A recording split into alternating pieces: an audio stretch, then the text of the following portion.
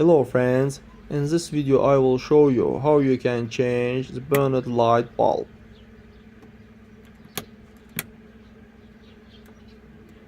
For this you need to remove this panel, and after that remove burned light bulb. Friends, but before starting the video, subscribe to our channel, put like, and don't forget to put a bell so as not miss new video on the channel.